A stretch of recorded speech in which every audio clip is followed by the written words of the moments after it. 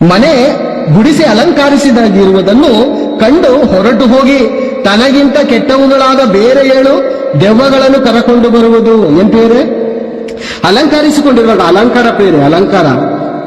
ಮನೆಯನ್ನು ಅಲಂಕಾರ, ಈ ಹೃದಯ ಎಂಬುವಂತ ಮನೆಯನ್ನು, ಈ ದೇಹವೆಂಬುವಂತ ಮನೆಯನ್ನು ವಾಕ್ಯದ ಮೂಲಕ ಅಲಂಕಾರ, ಅಲಂಕಾರ ಎಂಬುವಂತ ನೋಡುವಾಗ ಪೇರೆ ಪೇತ್ರನು ಬರೆದ 1ನೇ ಪತ್ರಿಕೆ 3:5 ನೋಡೋಣ ಪೇರೆ. ಪೇತ್ರ 1:3-5 ಪೇರೆ.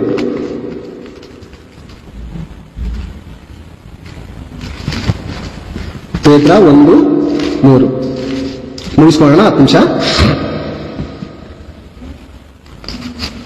1 ಪೇತ್ರ 3:5.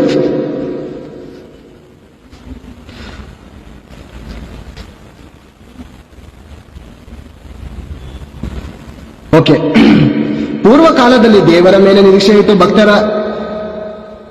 ಭಕ್ತಿಯರಾಗಿ ಸ್ತ್ರೀಯರು ಸಹ ಹೀಗೆ ತಮ್ಮನ್ನು ಅಲಂಕರಿಸಿಕೊಂಡರು. ಅವರು ತಮ್ಮ ತಮ್ಮ ಗಂಡಂದಿರಿಗೆ ಅಧೀನರಾಗಿದ್ದು ಯಾವ ಭೀತಿಗೂ ಗಾಬರಿ ಪಡೆದೆ ಒಳ್ಳೆಯದನ್ನೇ ಮಾಡುವವರಾಗಿದ್ದರು.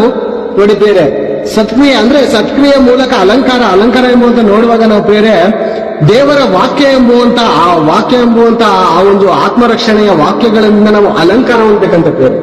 ಇನ್ನೊಂದು ವಾಕ್ಯದಲ್ಲಿ ನಾವು ನೋಡುವಾಗ ಬೇರೆ ಒಳ್ಳೊಳ್ಳೆ ಗುಣಗಳಿರುತ್ತೆ ಬೇರೆ. ಆ ಒಳ್ಳೆ ಗುಣಗಳು ದೇವರ ವಾಕ್ಯದ ಮೂಲಕ ನಾವು ಧರಿಸಿಕೊಂಡಿದ್ದಾಗ